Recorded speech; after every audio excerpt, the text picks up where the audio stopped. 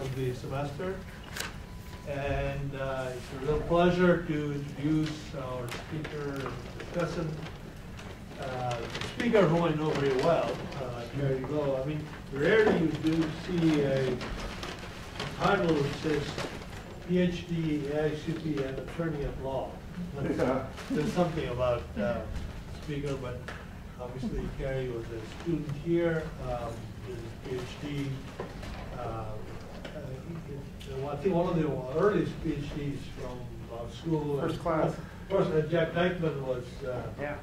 very distinguished, our senior colleague who's not around anymore longer, was the chair, and then you did the law here also, right? What was the order? Was law first, and then law I came here after that. And Gary has been practicing as an attorney for a long time. He has also been involved in urban issues. From time to time, he has contributed to the original op-ed with the Los Angeles Times. So, you went briefly that there's 35 years of experience representing land developers, builders, public agencies, Indian tribes, and nonprofit organizations, with a broad range of land use and environmental issues. Sole practitioner currently was a partner of a national law firm. He has served as in-house counsel for two real estate development companies. In addition to his legal practice, he is credential mediator to the National Conflict Resolution Center. So, everything to do with the environment, sustainability, economic growth, and all of the tensions therein, all basically carries practical and professional experience. And then Mr. Michael Dean, who is the discussant, head of a site acquisition, redevelopment design, entitlement, and marketing for a Los Angeles-based development firm, Creative Housing Associates, which he founded in 1997. He established a national model on how to create transit-oriented development and now seeks to solve the larger public policy issues of suburban sprawl and sustainable development through visionary design. So I'm not going to go through the whole list of things, but that would take up too much time. Sorry, but if you are please spare the audience the boredom of it. No, but anyway, we're very pleased to have this distinguished respondent as well as the speaker and alum and friend and colleague, Gary Lowe. Gary?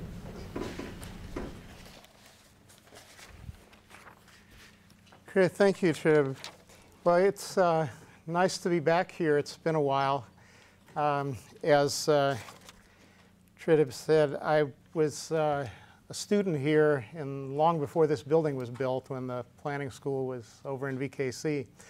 But I have a sort of an affinity for this building because it's named Lewis Hall after the first real estate developers that I worked for, which was Ralph and Goldie Lewis.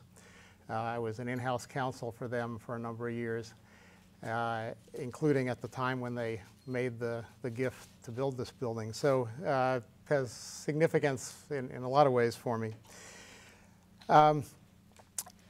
The subject I want to talk about today is something that's kind of been percolating in my practice for a while, and it has to do with a number of different issues that come together in a way that I think has great promise for the future in a number of respects. Talking about the need to reduce greenhouse gas emissions, which you're probably aware that California is currently under state legal mandates to do that in a significant way over the next couple of decades. At the same time, bring down energy consumption, which is, of course, a big driver of greenhouse gas emissions. And at the same time, bring down water consumption, which is a little less directly related, although moving water around the state is also a big generator of greenhouse gas emissions because of the amount of energy that it uses. But the the really interesting thing about this set of issues is that by attacking them, you can also solve a number of other problems in terms of economic development, job generation, creating new revenues for state and local government. It's quite a comprehensive set of problems that can all be attacked with one fairly simple, straightforward strategy. So let's look at what's been happening in California the last few years. During the Schwarzenegger administration, and this is probably going to be the thing he is most positively remembered for as governor. Too bad there weren't more. But probably his biggest accomplishment was raising the level of debate and regulation around greenhouse gas reduction and making people conscious of global warming and climate change as a real issue that planners and developers and governmental agencies and so on have to be conscious of. So as a result of what happened during those years, a number of mandates came into existence. The first was the governor's executive order S0305 6 years ago, which first established targets for greenhouse gas reduction and set a goal of reducing greenhouse gas emissions back to their 2000 level by 2010, to their 1990 level by 2020, and to 80% below their 1990 level by 2050. So that latter number is a pretty ambitious one.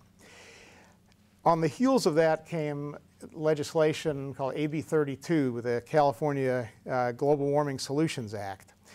And that started to implement what the executive order had initially provided for, and that was by directing the Air Resources Board to begin a program of regulation and monitoring to actually achieve the maximum technologically feasible and cost-effective greenhouse gas reductions in order to reach that 1990 level by 2020. Okay.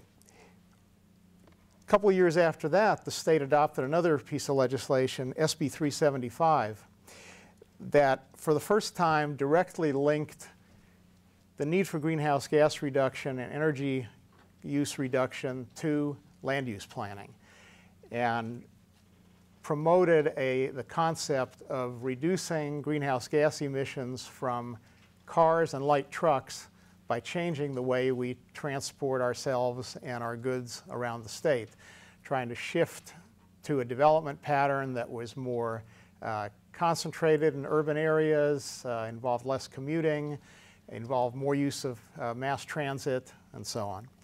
And that's in the process of being implemented right now. San Diego County, where I live and work, is the first of the metropolitan planning organizations, regions in the state, to be implementing SB 375's mandates, and that's going to be coming later this year in the form of a new regional transportation plan. It's a pretty interesting piece of legislation, which if you're not familiar with it, you should look at, because it's going to have a lot to say about the way we plan going forward. A few other things that have happened in this at the same time. We have a new Green Building Standards Code, which just took effect in January of this year. That's an improvement on previous versions of the state building codes to further promote less energy consumption, less resource consumption generally. We have the PUC, the Public Utilities Commission, having established a goal of a 40% reduction in home energy use by 2020, so that ties in with the goals of AB 32. We have the PUC also setting a renewable energy portfolio goal, that is for utility companies to achieve a level of 33% of their energy generation coming from renewable power sources like solar, wind, et cetera, by 2020. So 2020 is kind of a real big target date for all this stuff. Other state agencies are working on cleaner fuel standards for motor vehicles, more efficient standards for domestic appliances. And more directly in the planning field, the California Environmental Quality Act, CEQA, as of last year, has guidelines for how greenhouse gas emissions from new development projects are to be measured and what the standards are for reducing and mitigating those emissions.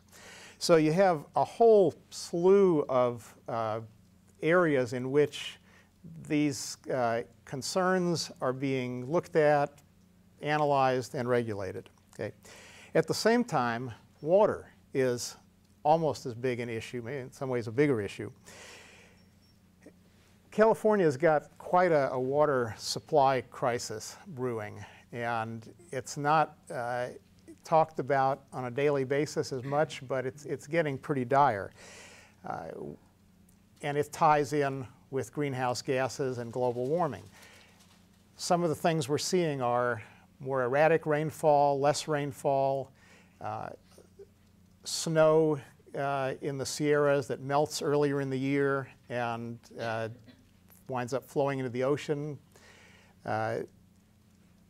reduced supplies of water from the Sacramento Delta, which is so the biggest water tap for Southern California, as well as much of the state. And there are environmental reasons, mainly having to do with protecting endangered species that live in the Delta, that have resulted in court orders mandating a reduction in water pumping out of the Sacramento Delta. Colorado River flows are way down from where they were a few years ago, and other states now have bigger claims on the water in the Colorado River, so California is getting less and less of it. Again, where I live in San Diego County, we're kind of at the end of the pipe. We still import over 80% of our water, so we are really at the mercy of the water delivery systems from the Colorado River and the Sacramento Delta in particular, and are really starting to feel the pinch. There was a bond issue proposed last year to significantly expand the system of reservoirs, storage facilities, potentially do something about the Sacramento Delta long term. But there's been so much political turmoil around that and so much uncertainty about whether the voters would approve it that the bond issue was put off. Now it may happen in 2012. It may even get rewritten entirely. But the dire situation with water supply is not going away, and it's really getting significantly worse. Meanwhile, the state economy, as those of you that are about to go out in the job market know, is really going to hell in a handbasket. In the construction industry in particular, there's been 500,000 construction jobs lost over the last 4 years since the peak of the construction boom. Building permits down by 75%. In other words, it's really dead out there in the construction world. That's translated into a loss of $55 billion in economic activity that otherwise would be creating new jobs, generating tax revenues, paying for a better quality of life for Californians. So you look at all of those things together and you see quite a bundle of problems that we're facing. So what's being done? Well, the current strategy around fighting global warming, reducing energy consumption, and to some extent reducing water consumption is all going on mostly going on at the state and local level. The feds are largely out of the picture at this point. Congress has been unable to agree on anything in terms of a national policy on global warming. You've got denial of global warming rising at an amazingly and alarming rate. And so I wouldn't look for much progress at the federal level, except maybe the EPA is going to start to regulate it in some way, but that becomes a battle over budgets, and that's another whole controversy going on in Congress right now. So most of the action is at the state and local level. To some extent, regional. In some parts of the country, several states have gotten together and are trying to set up exchanges on which credits for greenhouse gas reduction could be traded. You've heard of the cap and trade programs. California is in the process of creating one of those. But buildings are still a very overlooked aspect of the potential solution to this problem. Buildings account for 22% of the greenhouse gas emissions in California. That's a big slice, probably second only to electrical generation as a source. And electrical generation produces 25% of the greenhouse gas emissions. Right?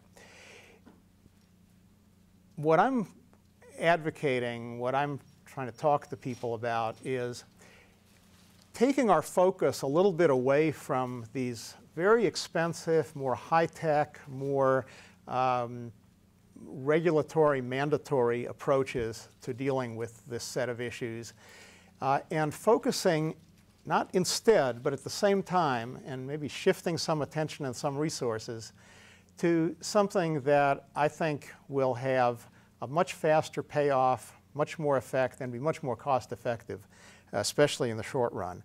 And that is taking all of the existing older buildings, homes and commercial buildings, and retrofitting them to be more energy efficient and more water efficient, and as a consequence,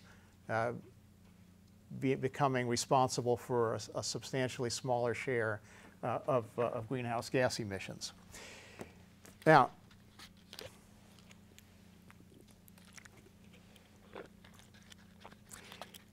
there is some regulation going on in this area, but it's mostly focusing on new buildings.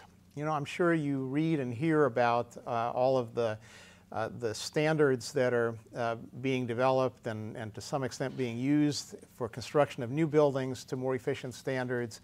You hear about the U.S. Green Building Council and its LEED standards that are being promoted by a lot of architects and a lot of local governments. Expensive, time-consuming, and maybe most importantly, they only aim at the new buildings or the buildings that are being rebuilt significantly. In the residential sector, there's more attention being paid to this through the increasingly green building codes. But what is being lost sight of is that, and looking at homes in particular, even at the peak of the market, say 4 or 5 years ago, all of the new homes being built in a given year represented barely 1% of the housing stock. So how much effect were you going to have on the overall problem by just focusing on those, right? And those homes are already the most energy and water efficient ones. So you're getting very tiny increments of improved performance from whatever you do to improve those further. The real low-hanging fruit, the real opportunity, if you want to make an impact on water and energy consumption and greenhouse gas emissions, is the existing structures. Right? In California, new homes use 25% less energy than 1990 homes. Right? Those homes built from the early 90s back especially were built to very limited energy efficiency standards. We could reduce greenhouse gas emissions by 1/3 by just upgrading the heating and cooling systems and the insulation in these older homes. Cost of probably no more than $10,000 a home. And you would have this massive increase in efficiency. To get the same benefit in a new structure, cost 8 times as much. Right? Highly inefficient to focus so much just on the new buildings. Way more bang for the buck, so to speak, looking at the older structures. Okay. And the payoff is pretty quick. The savings in energy bills allows those kind of improvements to be paid off in 10 years or less, even at current electricity costs. And those are just going to keep going up. Same thing in the water use area. Home built, say, in the 1970s, uses 56% more water indoors than a new home does. That's a difference of, that's 92,000 gallons a year that is being used by those older homes. That could be reduced by well over half. And for both the old homes and the new homes, and here's the real shocker, they all use a huge amount of their water, probably about 2/3 of it, outdoors for irrigation, because we have such inefficient and excessive irrigation, especially in the residential sector. So there's 115,000 gallons a year being used for irrigation in the average California home. So if you took the roughly 11 million homes that date from the early 90s back and just put more efficient water fixtures in them, low flow shower heads, toilets, faucets, at a cost of about $1,600 a unit, you'd save 1 million acre feet of water a year just on the indoor use. Another, from more efficient outdoor irrigation, another 650,000 acre feet a year there. Commercial buildings, it's roughly estimated you could save a couple 100,000 acre feet more there. Total saving of nearly 2 million acre feet annually. Now, an acre foot is about the amount of water that 2 households use on an annual basis. Right?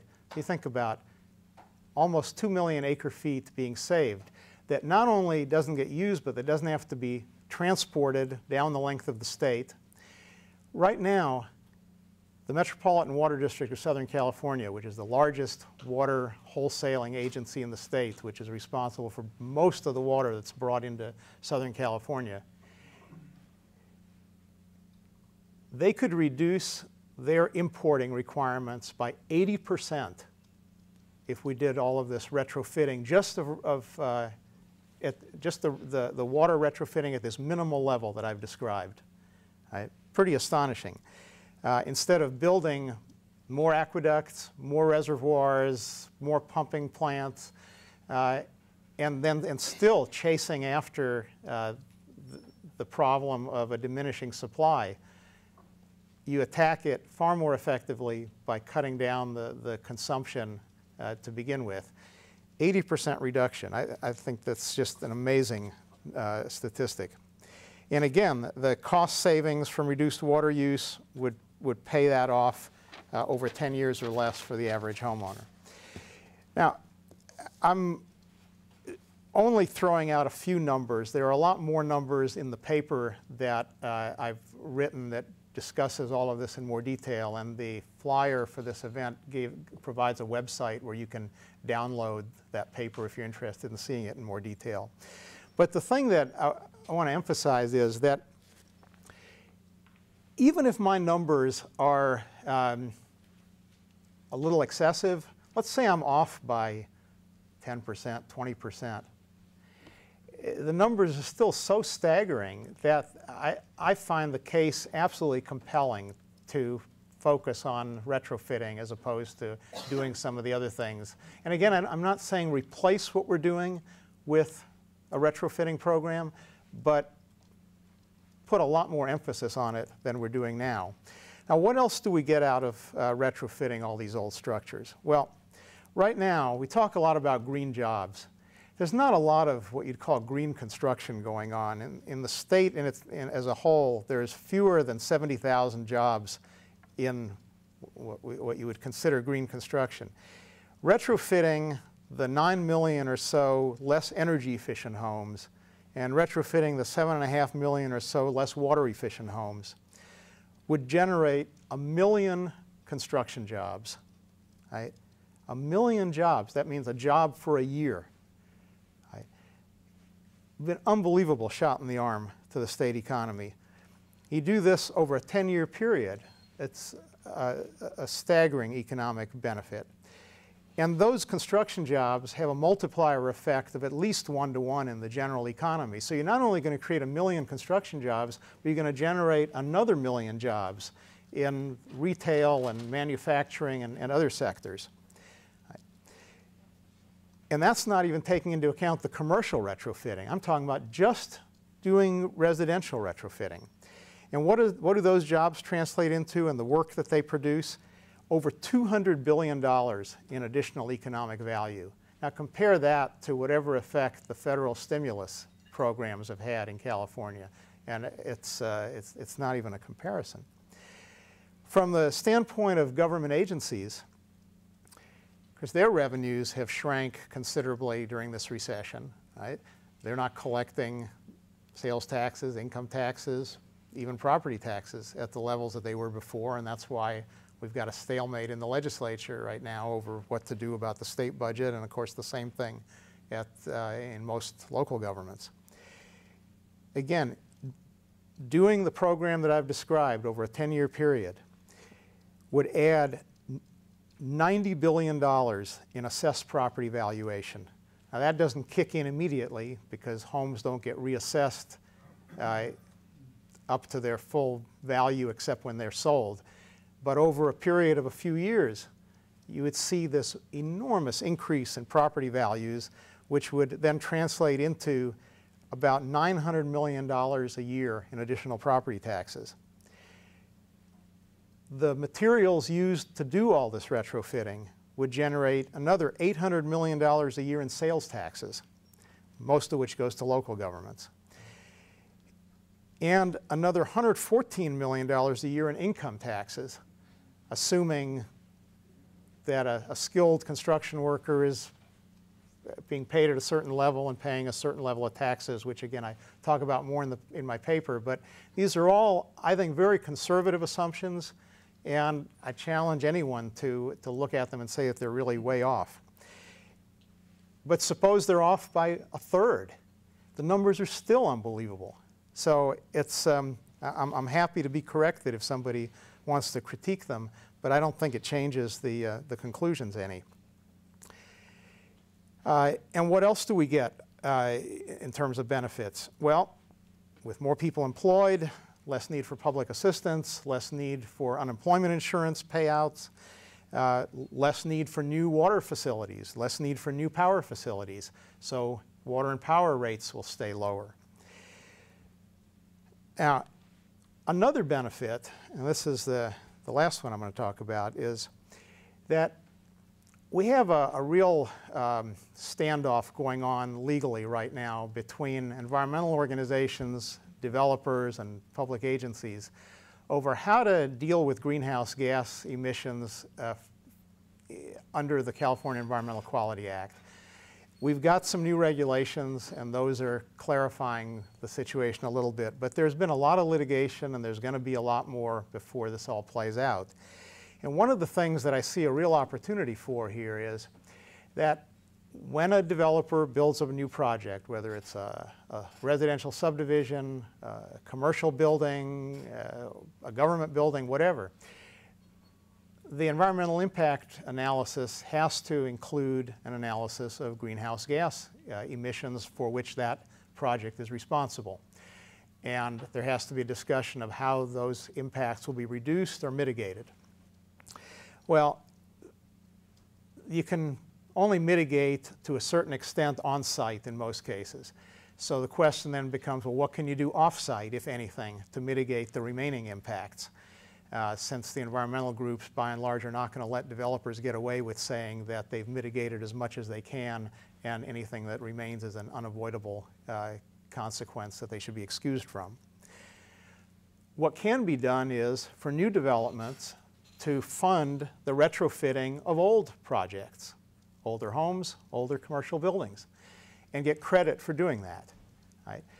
Now, developers already do something similar to that when they contribute to the cost of new infrastructure to serve the projects they're building or to mitigate the impacts of their project. So for example, if a new residential subdivision is going to generate another 10,000 vehicle trips a day, the developer may need to make certain improvements to the surrounding roads and intersections and traffic signs and signals, but they also may be asked to contribute to larger scale improvements that go beyond what they're personally responsible for, what their project's responsible for. So they put money into a fund that collects from various sources, various projects, and eventually there's enough money there and the local government or the state government will build a new freeway interchange or build a new water treatment plant or whatever. And I see the same thing working here, that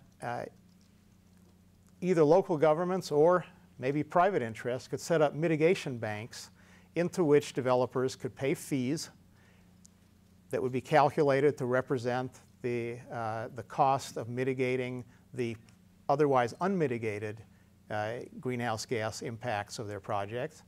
And those funds would then be used to finance programs to retrofit older homes, older buildings where the owners, either because of their incomes or for other economic reasons, don't find it advantageous to go ahead and finance that themselves.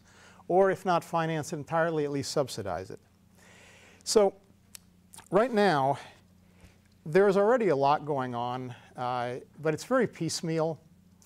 The state has a few programs, the utility companies have a few programs. Mainly these are programs that provide low-cost loans or other kinds of partial subsidies or tax benefits in some cases. And they're intended to induce some number of people to take the initiative to retrofit their older homes and buildings. But these programs are operating on a minuscule level relative to what's really needed to make a serious impact. The State Energy Commission has set a goal itself of trying to achieve really major gains over a 10-year period, which is why I picked 10 years as the horizon for the program that I'm advocating. But even the programs that have been in operation are meeting unexpected resistance. The state established something called the Property Assessed Clean Energy Program, or PACE, which authorized local governments to set up systems whereby you could borrow money to do energy efficiency upgrades to homes and pay the money back through your property tax bills over an extended period of time. But the agencies that buy mortgages, Fannie Mae, Freddie Mac, and so on, have been very resistant to accepting mortgages from lenders when the underlying homes have those kinds of assessments on them. For legal reasons I won't go into it. It's a technical problem and people are working on it, but at the moment it's kind of stuck. So there's an alternative being proposed. A new bill just got introduced in the legislature that may be a way to get around that. You might hear about a program called the Clean Energy Reserve Program that would be a system of direct loans. But this is just a proposal and it hasn't gone anywhere yet. So what we need is a really major expansion of allocation of resources to building retrofitting, more uniformity in the programs that are available, a lot better public information about what's available. The state a couple of months ago rolled out something that they're calling Energy Upgrade California, which is supposed to be a kind of clearinghouse and an educational center for all of this kinds of activity. But again, it's the funds and other resources available are still so limited that it's just barely going to make a dent in the problem. The state could jumpstart a lot of this by applying these kinds of improvements to its own buildings. There's thousands of state buildings that are old and inefficient and probably makes more sense in most cases to upgrade their efficiency than to replace them. That would be a great place to start. And I've heard no discussion of that so far. But the main thing is that there needs to be a groundswell of support for doing this from environmental groups, from building trades unions, from taxpayer groups, from all these interest groups that presumably have an interest in seeing these desired outcomes, and hopefully will like the fact that it can be done with minimal public expenditure, mostly financed through property owners, taking on a modest amount of debt, which would be repaid over a fairly short time period and would generate this huge environmental and economic benefit for everybody and the whole state. So I give you that to think about, and I hope you find that as compelling as I do. And with that, I'm going to turn it over to my colleague Michael Deaton, who's going to critique or comment on what I just said. Good afternoon, and thank you for attending. Carrie sent me this paper some time ago, and upon reading it, I couldn't believe how simple, obvious, practical, makes common sense, and why the hell isn't everybody in the world jumping on this thing, especially the private sector, in terms of trying to make money off of it. And Carrie, I did go on the state's website on this Energy Upgrade California, and I thought that it was fairly well done and fairly user ready. Although, you know, immediately I was picturing myself. Okay, you're a working person and you're trying to make ends meet and all of that. And the first thing, you have to either put a second trust deed on your house to pay for the improvements and so forth. So it's immediately I think you're up against that. I'm sure everybody just clicks off as soon as they see that. So my first question is how effective is that program? Is there any data on it? And how could these new ideas that are circulating in the legislature, and we have a new governor who's totally into this stuff, what is the possibility of improving that already in place program and using that at least as a model to try and get this done? And we should say, as an aside, that Michael and I have known each other for about 30+ years, right? So that makes it extra interesting to collaborate on something like this. But anyway, yeah, as I say, it's kind of a chicken and egg problem, because right now real estate values are down, people are straining to pay their mortgages, and you're right, it's a lot to ask of them to take on additional debt, even if it's for such a worthy cause. So the state has to make it more worth it somehow to them. There's so much benefit to the state economy as a whole and to the state government that I look at this as an investment on the state's part. It's not a giveaway.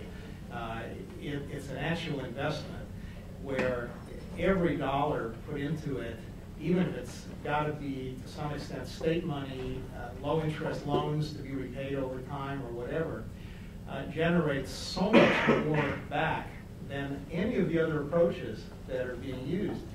Now, you can mandate improving the efficiency of new homes, but there is no politically feasible way to mandate people who already own property to go and upgrade it. And so your point is well taken, that there's got to be enough of an enticement that people who own property today will actually be motivated to want to take on that cost, even knowing there's a payback. But it's still, they have to bite the bullet at the front end and pay for it somehow. Yeah. Right. That's what the stopper is. So what I was thinking is Carrie and I actually met because we are former community organizers and political organizers that were out of Tom Hayden and Jane Fonda's old organization, the Campaign for Economic Democracy, and what brings that experience to relevancy here is I think that's what is needed in neighborhoods throughout California. Is actually a community organizer approach where you literally send in, as simple as this sounds, someone canvassing door to door in the neighborhood saying, we're going to bring in some energy efficient workers here next Saturday, so please be home. And in 2 hours, we're going to be able to weather strip your windows and doors. We'll be able to do the gimmick in your showers and your toilets and your faucets, and maybe attach a drip irrigation system in your yard. And somehow that program gets paid back by the combination of the local utility and the state of California for all of this revenue that you've explained very well in your paper. Property tax, sales tax, the whole thing. So what do you think of that? Because I don't see DWP, PG&E, and anybody else really doing what it's going to take here to make this work. You have to literally, hi, Mrs. Jones, I'm Michael, and I'm here today to save you $1,000 a year. And it's not going to cost you anything because we're going to, you may get a little ding on your property tax bill or something like that, but you're never going to, it's going to be $2 a month or something like that. And that's the way, the only real way I foresee this happening. Yeah, and I think you can do that with the most basic kinds of efficiency improvements, you know, like weather stripping, attic insulation, things like that. Right. Replacing heating and cooling or upgrading heating and cooling systems, that's a bigger step, and that's where probably the biggest share of the cost is in doing the $10,000. Right, you use the figure 10,000 in your paper. Is that about what? Yeah. And about how long does it take somebody to put in a system like that? The installation? Yeah. 2 days. 2 days. Yeah, it's not a. I mean, you're gonna. Who said that? 2 days. 2 days? Yeah, I think that's about right. I mean, the disruption is significant but short term. Right. It's the cost that's more the stumbling block. And what percentage of the utility savings is the water heater and the HVAC?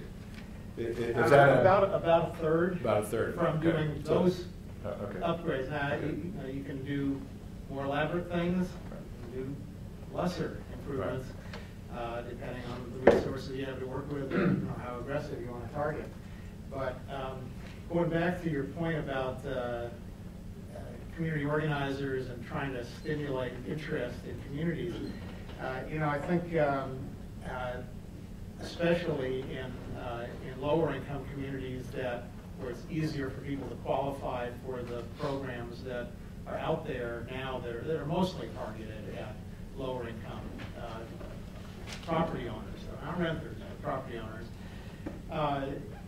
And you can get a lot of traction, I think, but you would need a huge number of people going out in the community to do this. Right. They have to be hired by somebody, whether it's a state agency, whatever. And so I think the idea is really a tantalizing one, but the implementation of who pays for it and how it gets funded, and the notion of the legislature paying for a core of a couple thousand community workers to go out there and do something like this, that is probably not realistic right now. It's really not that much money, though. It's not. Right. No. You know what's so startling here is that what we're talking about is there's the deficit in the state of California is $25 billion, and your paper actually addresses the entire deficit.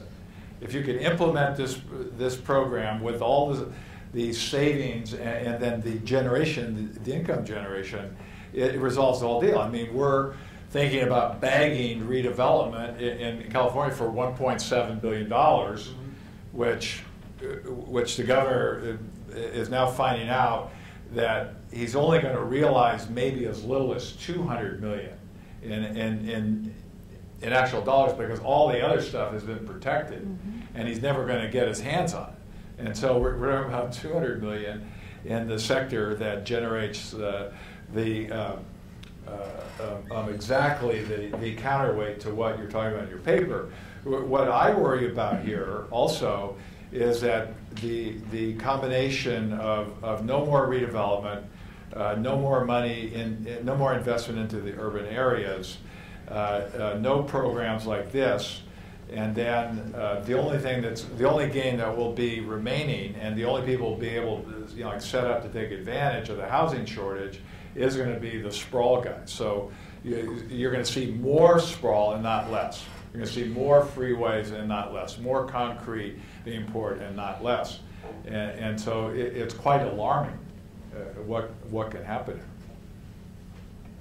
I think there's some other question. Yeah. Are you ready to take questions? Yeah, yes, we're totally open here. Do you think elected officials are more inclined to finance something like a desalination plant or a freeway than something that's less sexy, maybe like retrofitting, that you can't really point at and say, this is what I accomplished? Yeah, I think there's always a tendency to want to finance tangible monuments, if you will.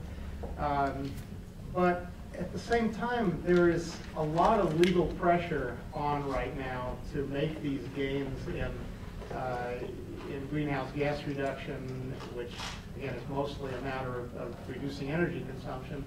And at the same time, the water issue is just getting to be so dire that whether they like it or not, public officials, any long-term plans to stay in office, and especially if they have any sense of responsibility about being in office, they've got to look at these things. And we're going through this debate in a very specific way right now in San Diego. I mentioned that San Diego is the first county that's undergoing the SB 375 process. And that's all built around the new regional transportation plan. Well, there's a huge argument going on right now over whether the bulk of the money in the short run anyway should go to, say, widening the I-5 freeway through San Diego County, or should it more immediately go to mass transit. Now, there's money for mass transit in the program, but it's much more at the back end. So, you'll have a wider freeway in 10 years. You may not have the transit improvements for 40 years. And that's a big tug of war. We're also building the desalination plant there in Carlsbad, right? Yeah, actually, I'm glad you mentioned that. Here's just a quick statistic that's interesting. I talked about how the amount of water that could be saved by all this retrofitting activity could reduce MWD's imports to Southern California 80%. An equivalent statistic is that it would eliminate the need to build 18 desal plants like the one that's being what do those things cost a copy? I don't know offhand. Like probably $1 billion bucks. Yeah. I mean, they're massively capital intensive, have all kinds of environmental issues, and it's you wouldn't even need to do it. That's the real point. The Pacific Institute had a statistic I like that this amount of water use reduction would be enough to satisfy the city of San Francisco's water needs for almost 20 years. So, Carrie, your idea is really astounding. I think it's a brilliant proposal. Thank you. The problem is really going to be the implementation, as you know. How are you going to get into so many people's private homes and tear up their plumbing and stuff with like, workers of unknown background and character? You can hear the problem they're going to have. But there's some good angles. I think your best angle is the job angle. Because we need that in the economy. The deficit is the second angle. The water and the energy savings, yeah, it's mandated, but it's not as pressing right now as those others. But they all work in the same direction. But here's an idea on implementation. You've got to have some institutional pathway to get into people's homes. And I think your idea about the 1% of people living in new construction each year, that's too high. It's actually down to about 0.5% now. Oh, in this market, it's more like 1/3 of a percent. Yeah, 1/3%, and it's going to stay down for 5 years. So So really, that was eye-opener for me. And that's pathetic, the amount of savings we get from that new construction. Well, most of the homes that are sold are used homes. At least 8 or 10 to 1. That you could require and you could require a time of sale, and you have a 10-year plan. Well, over 10 years' time, you could turn over 3/4 of those homes. Right. Yeah. And you could go through the time of sale, then it gets you get it capitalized into your mortgage. People can handle that at the time of sale. No, I Treat it like a termite report or something like that. Yeah, and you know, I've heard that proposal discussed occasionally. It's still a little bit of a political. Well, the realtors will oppose it, and unless there's something in it for the realtors, which we could work on, because it's something in it for the state, as you argue. Right. So we can figure out how to give the realtors some kind of perk. And incrementally higher commission. Right, we'll give them $1 for filling out the form or something. But some benefit for the realtors has to be there. Here's an idea. You mentioned an important thing when you said about workers who are let's say that are unbonded or not properly trained or whatever like that. The way that I'm thinking about this is that to do some pilot projects, like one in South LA and one in Oakland, and taking some very reputable at-risk youth job programs. And these guys are very successful at this. And to take them and have them doing the work all the way from the community organizing in terms of walking door to door with a coat and tie on and prepping the homeowner for what's going to be happening, to the implementation of the program, and see how that works. Because you could borrow against that. And here's how. Here's the delta, is that it would take, let's say, $5,000 to train each worker in this program. If you lose that worker and then they go astray, which most people in underserved areas without employment, they go astray and they end up in the criminal justice system or the mental health system. And when that happens, then that 5,000 goes to 50,000, or even higher than that. Let's say they commit a murder.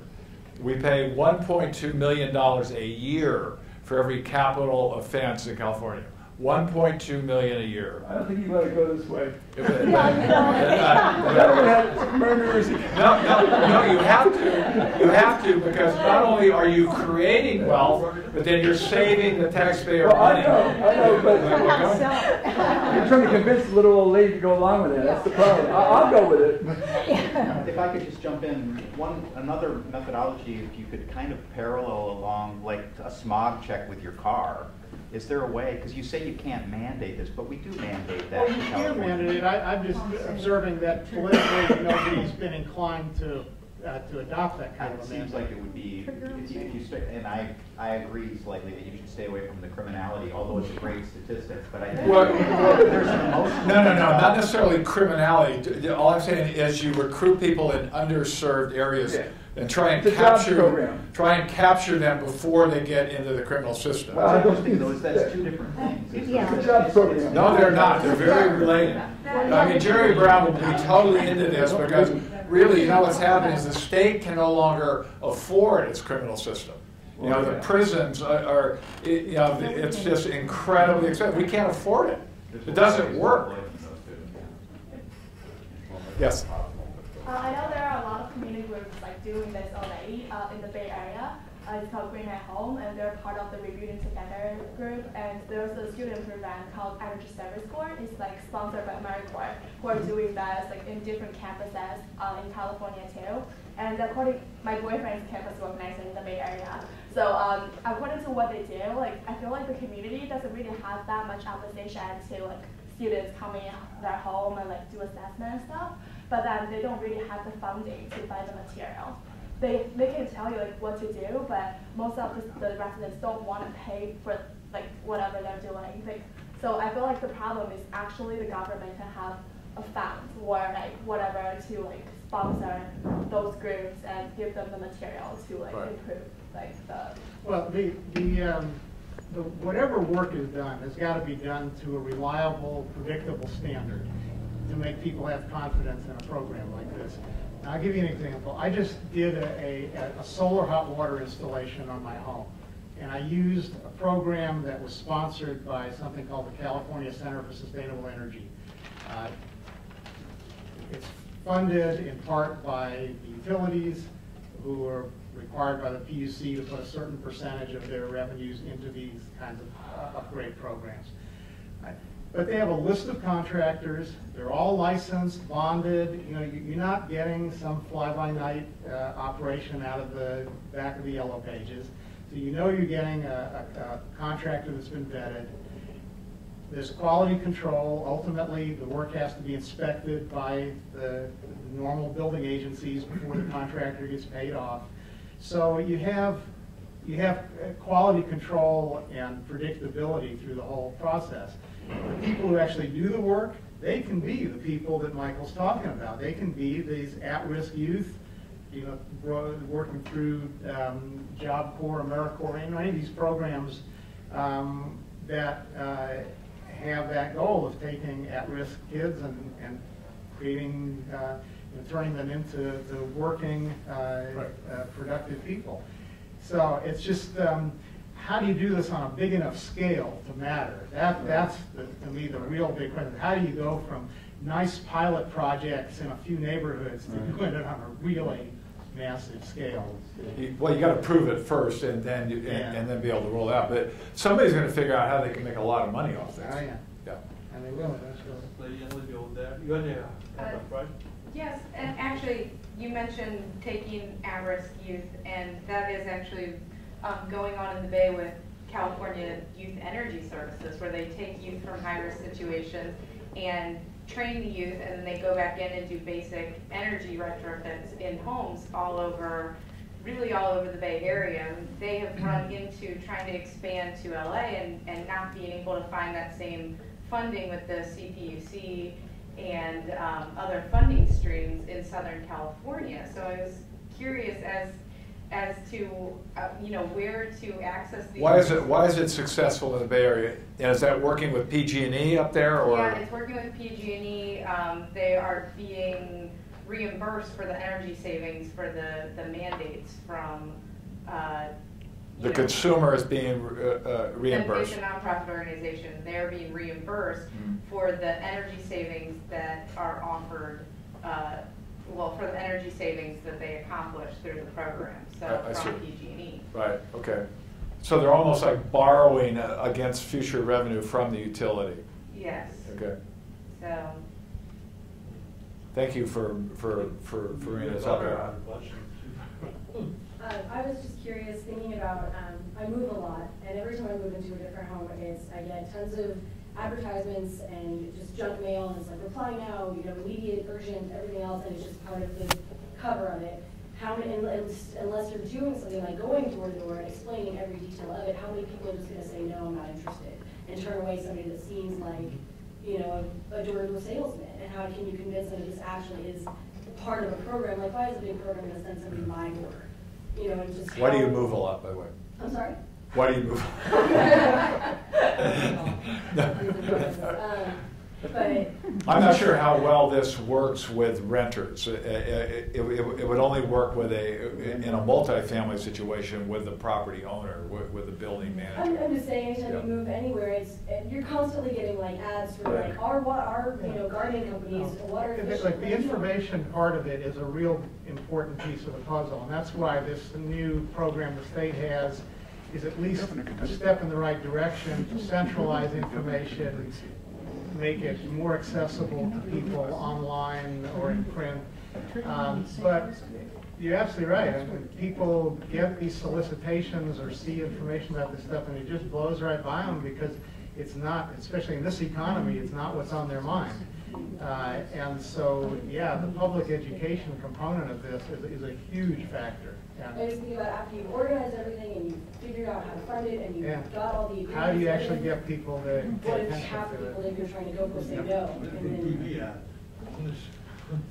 I think it all comes down to communication. I actually, back before coming to USC, when we were doing a real estate development grad program here, I was in the home retrofitting business.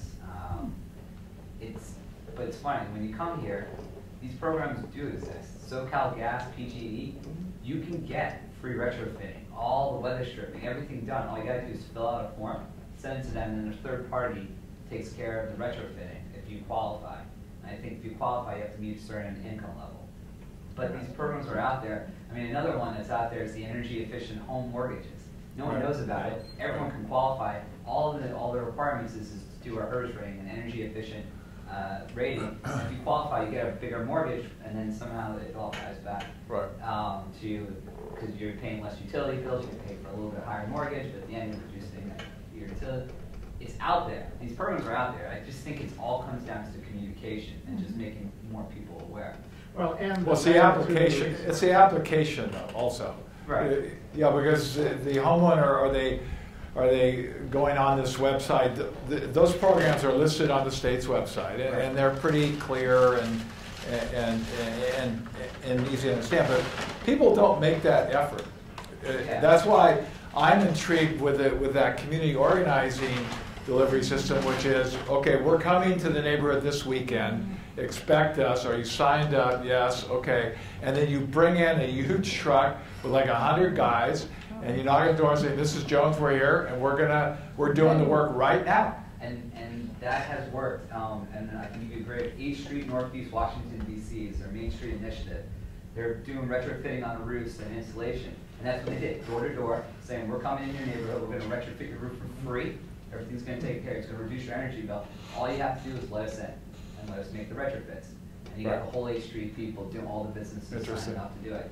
So it just takes a little bit of, like what you're saying, a little push. Is there literature on that? Has there been press? Yeah, actually there is. Yeah. If you know of anything, I would appreciate that. Probably in post cover it? Yeah, I got to send out, yeah, if I can we'll talk later about this. Okay. Yeah. Thank you. I have an alternate suggestion is that since both politics and federal deficit have shut off any kind of stimulus 2 package, President Obama announced that the Federal Reserve is going to continue to essentially print money and look for places to give it to. So I'm quite not sure that I have a good enough model in my mind of sort of this level of banking, but if Jerry Brown and the utilities went to President Obama and the Fed and said, "We have a plan, and you guys figure out how to loan us the money," then you essentially could finance this with a low-cost loan from the Fed, because the savings would pay for the interest. And that would give you, because every idea starts with, we need the capital investment, then we can make it work. And since the Fed is looking for something to do, this might be a way to do it. Well, think about all the rhetoric you heard at the beginning of the last round of stimulus funding about how we're looking for shovel-ready projects. Right? Well, you know what? Every older home and commercial building in California is the equivalent of a shovel-ready project. If the money is there and a program is there to funnel it through. So, no, I think you're absolutely right. And we've been blowing a great opportunity to take the stimulus money that's been out there already and apply it to projects and activities that would be many, many times more effective in both in job generation and all these other things that we're talking about than what they've been using the money. I work for MWD, and we actually were scrambling looking for our own shovel-ready projects. And we're approved. I do have a little slogan for it. I used to work for an anti-gang program, and the way I finally started describing it in Glendale is that there's a jobs program that starts probably a little bit after kindergarten, goes all the way through the 30s. It's the only one out there in public education. It's 24 hours a day and plays pretty well. It's called Gangs and Drugs. And so if you don't get in schools and start offering something besides that, you essentially wind up spending $50,000 a year to incarcerate someone. So exactly. I'm not born here, and I find myself traveling a lot of times, and I marvel at the readiness and appreciation of sustainable technologies that you find anywhere in Europe, where people absolutely want that. And here, where there's such reluctance, denial, and fight against mandates and not wanting to be bothered. And I'm wondering why that is the case. And one of the thoughts I had was, we're not like worse people, but perhaps we have an incentive structure that is different than the Europeans have. And one idea that I had is that over there, it's mostly owners building for themselves, including for corporate developments. You know, they build for themselves and they use their buildings as an appreciable asset on their balances and corporate balances. And over here, you know, our buildings are mostly built by developers as depreciable assets. They want them to last for 20 years, to be as cheap as possible, and they roll all their costs over towards the tenants. And I wonder whether there isn't anything that one can do with the underlying incentive accounting structures that would just create a natural incentive for us to actually want what's in the end good for us, rather than be so easily manipulated against, you know, it's not American to save. I mean, Ronald Reagan took off Jimmy Carter's solar panels that, you know, real men waste a lot of oil. Right? I mean, it's so silly because we're shooting ourselves in the foot all the time with this. Well, I grew up in Europe, and I understand what you're talking about in terms of I mean, there are cultural differences that account for a great deal of this dissonance between the way people look at these issues there and here. But there are some other things too. People in Europe and in most places are accustomed to paying something closer to the real costs of energy, whether it's gasoline, electricity, or whatever. So they're less likely to be frivolous in how they use it in the first place. They're more likely to ride a bicycle or take a bus because gasoline costs 2 to 3 times what it costs here. They're less likely to turn up the thermostat in their home because natural gas and electricity costs are so much more per energy unit than they are here. We've had a very privileged, very subsidized energy economy in this country for a long time. And I think as that changes, it's beginning to change anyway, you know, people's attitudes will change too, but they're going to be, they're resisting it with every last ounce of energy that they have. So, you know, I think it goes back to education, to demonstrating to people the economic benefits, and, you know, and over time, very incrementally, you'll see this changing. But, you know, we're not going to reverse centuries of attitudinal differences. But isn't there some little tax code that could be a change in the tax code? Could it be? Absolutely. Companies say, guys, you know, if we do this, it really would be good for our balance. Right, and it makes complete sense to find ways, whether through a tax code or through direct subsidies or low interest loans or whatever, to do that. But there is so much inertia because, you know, frankly, utilities make money with a certain model that works for them. And you're talking about really disrupting that pretty fundamentally, because they make money off of capital facilities and off of energy delivered. Conservation doesn't pay anything really. You know, so it's such a structural change in the way we deal with energy economically that is as desirable as it is. It's going to take a long time for that political shift to occur. And Europe doesn't have Fox News. You don't let them in. With good reason. Anyway, a few more questions. Yeah, I was gonna, you opened up talking about how the reduction in the construction industry and development. And so I really like the proposal, but I think the financing, I think you were proposing that developers pay a fee to basically fund the retrofitting of existing housing, and I think that could be problematic because, I mean, they're already paying, you know, there's increases in impact fees, which I understand are directly tied to the new development, but I think you would probably experience a lot of backlash with asking developers to pay for things that... Well, let me give you a point of reference. Actually, in my discussions with developers, and I mostly represent developers in my legal practice, they understand that this wouldn't be a mandate, this would be an opportunity. Because let's say I build a 100-home subdivision, and I have so many tons of annual greenhouse gas generation that subdivision is assigned responsibility for. Now, somehow I have to mitigate that. Under CEQA, I'm obligated to mitigate that.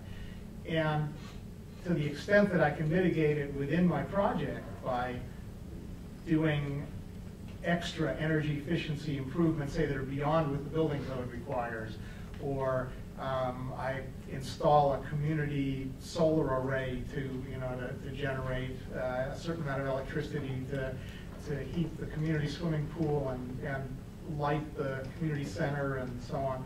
I get credit for all those things. But when I'm all done with that, maybe I've still got 25% or more of my greenhouse gas impacts unmitigated. What do I do about those?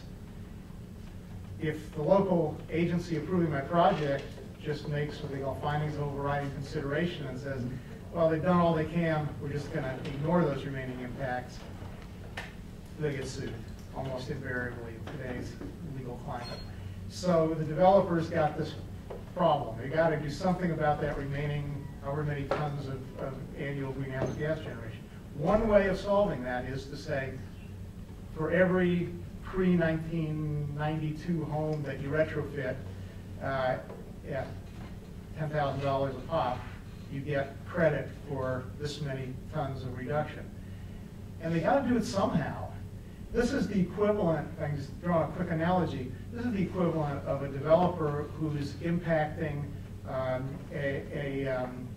endangered species habitat or a wetland area, and a condition of getting the permits that they need to build their project is that they will mitigate off-site either by restoring habitat or wetlands or whatever at another location, or by giving money to an environmental organization or a land trust to do that for them. And it's really just applying that same model to a different context. So you're right, developers, of course, are never going to voluntarily take on additional fees, but this is something that really I think they view as an opportunity to solve a problem that they've already got. And the only negative comment I've had is one of the largest builders in San Diego said to me, I think the concept's fine, but it shouldn't just apply to private development. You should make this equally available and applicable to public works projects, government buildings, whatever, because in some economies, like right now, that's most of the activity that's going on, and they could be putting a lot into those kinds of efforts. The last question. Is there anything about retrofitting in the new Cal Green Code? And then also, what do you guys think about the effectiveness of like Energy Star? And I know there's a LEED existing building program. I don't know how much it's used in California, but. What's the actual question? Well, for one, is there anything about retrofitting in the Cal Green Code? And then also about the effectiveness of like Energy Star and LEED for existing buildings? Well, here we're talking about all of where the big savings is, both in energy and employment, is in the retrofit. I think that's where Kerry has sort of broken new ground here. That's the green field of where there's opportunity and which I think there's a lot of profit there. And you could expand that program by offering people the sustainable appliances, for example. That could be in addition to, but those are expensive. You know what we're talking about here. What the beauty of these programs is, for the most part, they're quite low tech. They're literally coming in, weather stripping, insulation, drip irrigation system. The only thing that's a little bit techy is the installation of a new water heater and an HVAC system. And so, but that same enterprise could offer the low energy washer dryer, dishwasher. Well, not just appliances, they have like a rating system for buildings for retrofitting. Who has a rating system? Energy Star. Okay. Do you know about that? Yeah. Well, look, I think Energy Star for appliances, like LEED for new buildings, and now we're getting other, we have LEED for renovation of buildings and LEED for community development. I mean, these are all they're positive things, but they apply mainly to new construction. Even the new appliances, mostly people are buying new appliances when they're moving into a new home, and they keep those appliances for 10 or 20 years. The LEED buildings. Well, the existing buildings is all retrofitting. There's no new construction at all. The existing, that's right. Okay. Taking an existing building that's old enough to make it worth looking at for a major retrofit and doing it to LEED standards. And this is, every building's different, and what I'm going to say is very generalized, but most building owners will say that the cost of upgrading a building to LEED standards, or even something close to it, is prohibitive compared to the payback that you get. There's not a good model yet for how a building owner can effectively amortize those costs through to their tenants. There's the process of getting LEED certification is long and complicated and expensive, and people hate it. There's a lot of resistance to it. So it may be there'll be something else instead of LEED. I mean, LEED, it just happens to be the first thing that came along, and there are other comparable programs that are being formulated. Again, my main concern is that unless you make those things so attractive cost-wise that there's a real inducement to do that, the payback is so clear and so rapid, you're mostly going to have people doing those things on new buildings, where they got to build all this anyway, so they'll spend an extra X% to do it to LEED standards and get credit for that and get tenants who like that back. But the real, again, the low-hanging fruit, the easy stuff, is in the old buildings, where you might not bring them up to LEED standards or anything even close to it, but you can achieve maybe 3/4, I'm just making up a number, but a real high percentage of the same effect at a really tiny percentage of the cost.